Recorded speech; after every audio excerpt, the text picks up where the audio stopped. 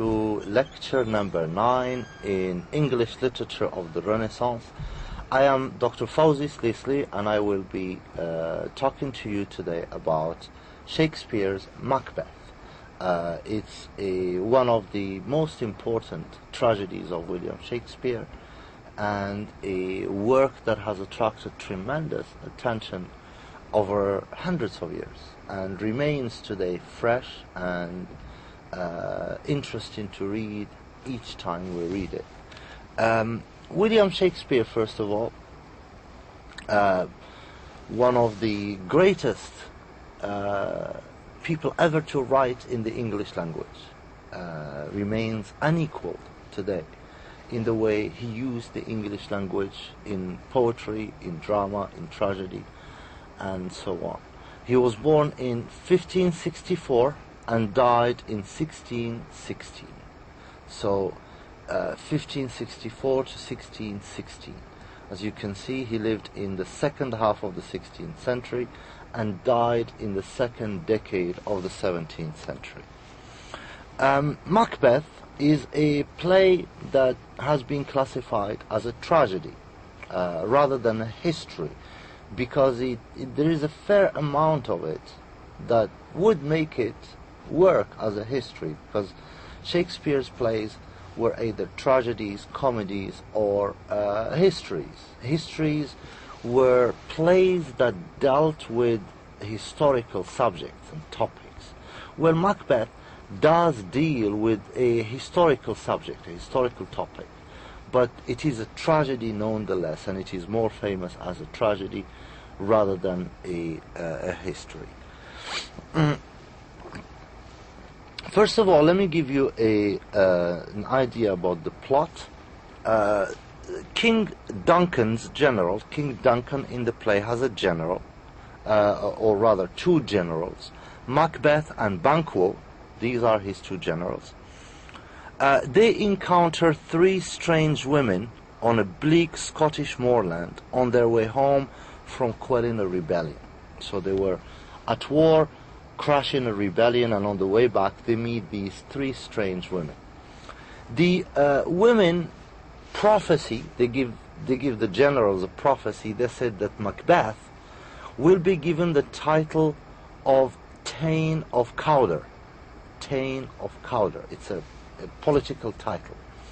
And then he will become King of Scotland, while Banquo's heirs shall be kings. So the prophecy is that Macbeth will become Thane of Cawdor, and then he will become King of Scotland, but Banquo's heirs shall be kings. The generals want to hear more, but the weird sisters just disappear. Duncan creates Macbeth. Duncan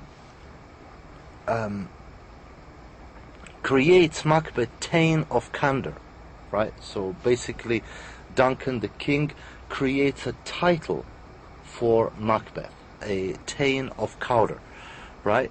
But in thanks for his success in battle, in crushing the rebellion. And then he proposes to make a brief visit to Macbeth's castle. Lady Macbeth, right, Macbeth's wife, receives the news from her husband of the prophecy. He says, we met these strange three women, and this is what they told us. And she hears about his new title as Thane of Cawdor. And she vows to help him become king. She tells him, I will make sure this prophecy will come true, and by any means that she can. Macbeth's return is followed almost at once by Duncan's arrival. So Macbeth returns home at the same time that the king is coming to visit him. The Macbeth and his wife, plot together, and later that night, while all are sleeping, and after his wife has given the guards drugged wine, Macbeth kills the king and his guards. So the central thing in the plot is a murder. It's the assassination of the king. King Duncan is assassinated. Lady Macbeth leaves the bloody dagger beside the king. She leaves the knife full of blood just next besides the king. Macduff arrives, and when the murder is discovered, Duncan's sons Malcolm and Donalbain flee, fearing for their lives, but they are nevertheless blamed for the murders. So Macbeth and his wife kill the king, but Duncan's sons, who escape out of fear, are blamed for it. Macbeth is then elected King of Scotland, but is plagued by feelings of guilt and insecurity. He arranges for Banquo and his son Florence to be killed. But the boy escapes the murderers. At a celebratory banquet, Macbeth sees the ghost of Banquo and disconcerts the courtiers with his strange manner. Lady Macbeth tries to calm him, but is rejected. Macbeth seeks out the witches, the 3 witches that came to him in the beginning, and tries to learn from them, tries to ask them if he will be safe until Birnam Wood comes to his castle, Dunsinane. They tell him that he need fear no one born of a woman. They tell him, don't fear anyone who was born of a woman, but also that the Scottish succession will come from Banquo's son, that it is Banquo's son who will become king. Macbeth embarks on a reign of terror, and many, including Macduff's family, are murdered, while Macduff himself has gone to join Malcolm at the court of the English King Edward. Malcolm and Macduff decide to lead an army against Macbeth. Macbeth feels safe in his remote castle in Dunsinane until he is told that Birnam Wood is moving towards him with a big army. The situation is that Malcolm's army is carrying branches from the forest as camouflage for their assault on the castle. Meanwhile, Lady Macbeth, paralyzed with guilt, walks in her sleep and gives away her secrets to a listening doctor. She kills herself as the final battle begins. Macduff challenges Macbeth, who, on learning his adversary is a child of a Caesarean birth, so his adversary is a child of a Caesarean birth, he realizes he is doomed, because the 3 witches told him, you will not be killed by no one who was born out of a woman. So since Macduff was born out of a Caesarean, that excludes him from the prophecy, and Macbeth realizes that he is doomed. Macduff triumphs and kills Macbeth and brings his head, the head of the traitor Macbeth, to Malcolm, who declares peace and is crowned king. One important passage in the play that receives a lot of attention is a soliloquy. It's a soliloquy, a long speech, poetic speech, where Macbeth, it's called the Soliloquy of the Dagger. I just want to read it and make a few comments about it. He says, so he's on his own and almost like talking to himself.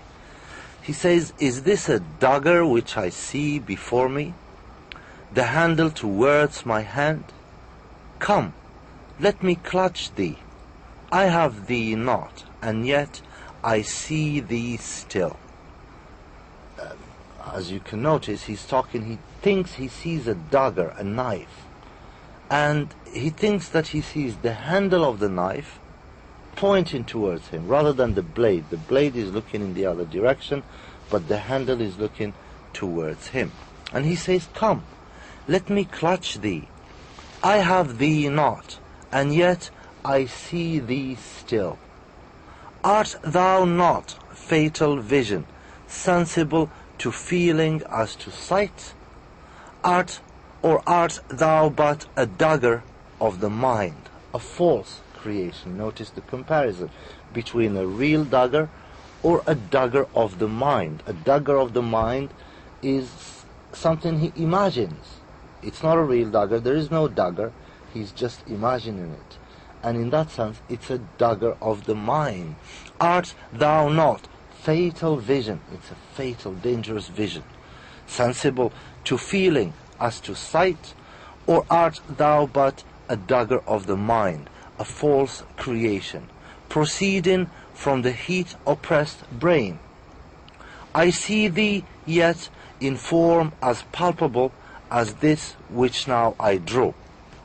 Thou marshalst me the way that I was going, and such an instrument I was to use. Mine eyes are made the fools of the other senses. Mine eyes are made the fools of the other senses. My other senses are laughing about my eyes. My eyes are acting like the fool, and my other senses are laughing about them. This is a process of personification, almost like the eyes and the senses become persons themselves who are watching and laughing too. Mine eyes are made the fools of the other senses, or else worth all the rest. I see thee still, and on thy blade and dungeon gouts of blood, which was not so before. There is no such thing. It is the bloody business which informs thus to mine eyes. Now over the one half world nature seems dead, and wicked dreams abuse the curtained sleep. Witchcraft celebrates pale Hecate's offerings, and withered murder. Alarmed by his sentinel, the wolf, whose howls his watch, thus with his stealth pace, with Tarquin's ravishing strides towards his design, moves like a ghost. Thou sure and firm set earth, hear not my steps which way they walk, for fear that thy very stones prate of my whereabouts, and take the present horror from the time, which now suits with it, while I threat he lives. Words to the heat of deeds too, could breath gives. What it means basically is that, first of all, that Macbeth is speaking to himself. Is this a dagger that I see in front of me, with its handle stretching towards my hand? Let me catch hold of you, let me grab you. He's talking to the handle, to the knife. And he says, I cannot hold you, and yet I see you all the time. And this is an example of an antithesis, of a contradiction. I see you all the time, he's talking to the handle, and yet I cannot grab you. You fatal dagger, aren't you perceptible by touch, as well as sight? So how come I just see you and I can't touch you? Aren't you perceptible by touch as well as sight? It seems that the dagger, the knife, is only perceptible by sight, but not by touch. Or are you only a false creation, a product of my overexcited brain? I see you, visionary dagger, as clearly as I see this dagger, which I am drawing. Right? So he draws one, and he says, I see you as clear as I see this one. You guided me along the way I was going. The dagger positions Macbeth as a man without will, or as an object, incapable of acting as an object. It is exactly such a dagger that I was to use, he says, when he killed the king. Either my eyes are deceived by the other senses, or all my other senses are wrong, and my eyes alone are trustworthy. This is to say that Macbeth's sight is neither less acute or sharper than his other senses. You are still there before my eyes, but now I see drops of blood on your blade, which was first stainless. This dagger must be an illusion, he says. It is only the bloody deed I propose to do that takes the shape of the dagger before my eyes. It's just the bloody deed, the killing that I propose to do, that's taking shape in front of me, in front of my eyes as a dagger. One half of the world is now asleep, and foul dreams beguile, deceive. Foul dreams deceive men lying asleep in their curtained beds. It is the time when witches worship their queen Hecate and make offerings to her. Notice we talked in the previous lectures about superstition being very common in Renaissance England, in the Renaissance culture. Stealthily moves towards his victims with silent steps, as I am doing now, or as did Tarquin when he went to ravish Lucrece. Let not the safe and firmly set earth hear my footsteps. Right? He is on his way to kill. Or know which way I walk, lest the very stones would proclaim my presence. The very stones would tell about me that I am coming, and I'm coming with a knife and with, intentions to murder. And force me to put off this horrible deed, so well suited to this time when all are asleep, as if they were dead. While I waste my time in idle threats, Duncan continues to be alive. Words can have a damping, a cooling effect on the heat of action one wishes to perform. Let me go, and soon it will be over. The bell calls upon me to do the deed. May you not hear this bell, Duncan, for it is the death bell which calls you either to heaven or to hell. After Banquo and his son Flance leave, and suddenly in the darkened hall, Macbeth has a vision of a dagger floating in the air before him, its handle pointing towards his hand, and its tip, the tip of the knife, aiming him towards Duncan. Macbeth tries to grasp the dagger but fails. He wonders whether what he sees is a real dagger or a dagger of the mind, a false creation proceeding from the heat oppressed brain. Continuing to gaze, to look at this dagger, he thinks he sees blood on the blade now, then abruptly decides that the vision is just a manifestation of his unease over killing Duncan. It's just his guilt, he thinks, that's making him see this knife with blood on it. The night around him seems thick with horror and witchcraft. But Macbeth stiffens and determines to do his bloody work, to do his killing. A bell rings, Lady Macbeth signals that the guards are asleep, and Macbeth starts walking towards Duncan's chamber. The significance of this soliloquy in Act 2, Scene 1, line 3361 is significant because of what it reveals to the audience about Macbeth's character. This is conveyed through vocabulary, imagery, his attitude and development, and through Lady Macbeth's actions. It is also significant, the soliloquy, because of the way in which it creates tension. This is conveyed through the presence of supernatural vocabulary and references to historical events and themes. Now I just want to explain a few concepts. A soliloquy. What is a soliloquy? In drama, soliloquy is a monologue in which a character appears to be thinking out aloud, right, and speaking. Well, just thinking aloud on his own. It's called a soliloquy. Thereby, when a character is giving a monologue in which this character appears to be thinking out aloud, thereby communicating to the audience his inner thought. The audience gets a lot of information about his inner thoughts and his feelings. Soliloquy is different from the aside, another dramatic technique, because the aside is a brief remark, directed to the audience. In performing a soliloquy, the actor traditionally acts as though he were talking to himself. It's longer than an aside, and the actor acts like he is talking to himself. Although some actors directly address the audience. So also in an aside, the actor addresses the audience.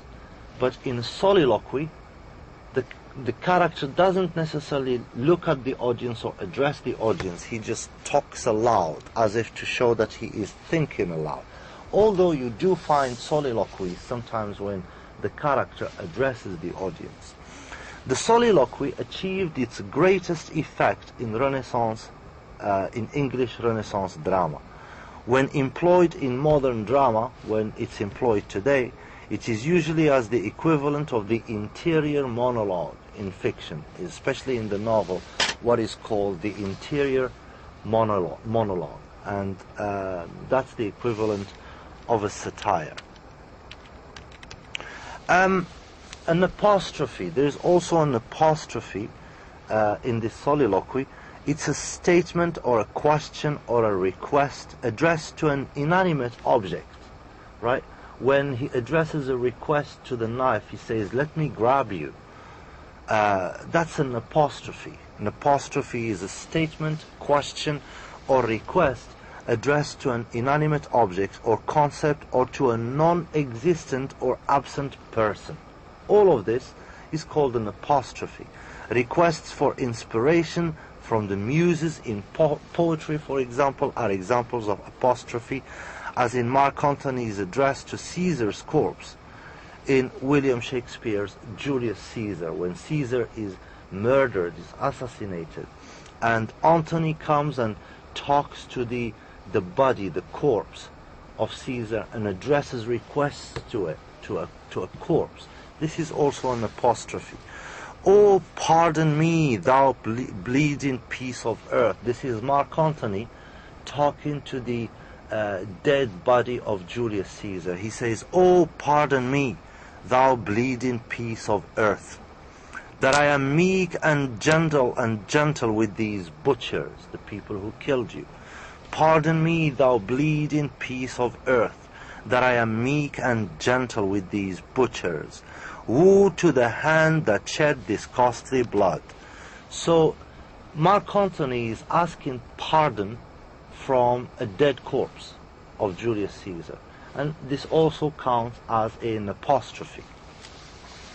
Mood. What do we call mood? Mood is the prevailing emotions of a work or of the author in his or her creation of the work. That's the mood of a play, the mood of a story.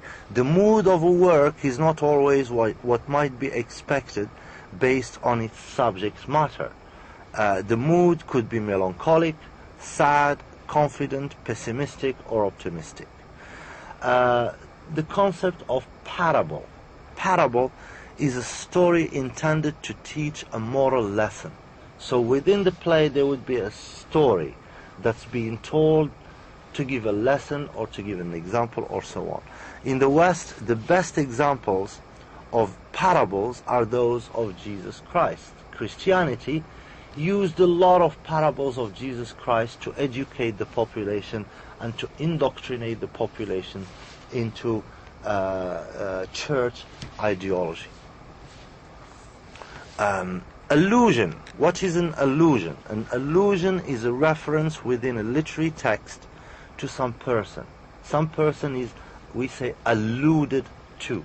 That's an allusion. So it's a reference within a literary text to some person, to a place, or an event outside the text. In his poem On His Blindness, for example, which we looked at last week, Milton alludes or refers to the Bible in line 3 to 6 of the poem, Milton says, for example, he alludes to the parable of the talents. The parable in the Bible, there is a parable of Jesus Christ, it's called the parable of the talents. And in from line 3 to 5, when he says, all I have, my last gift is the gift of killing myself. That's the last talent that I have, and even that I can't use. This is an allusion to the parable of the talents in the Bible. Chapter 25, and you find it in chapter 25 of the Gospel of Matthew, verses 14 to 30. And this, in general, is a brief introduction to the play Macbeth, to the main events of the play, and one of the most important passages of the play, the soliloquy of Macbeth. I hope you enjoyed it, and until our next meeting, Assalamu alaikum wa rahmatullahi wa ta'ala wa barakatuh.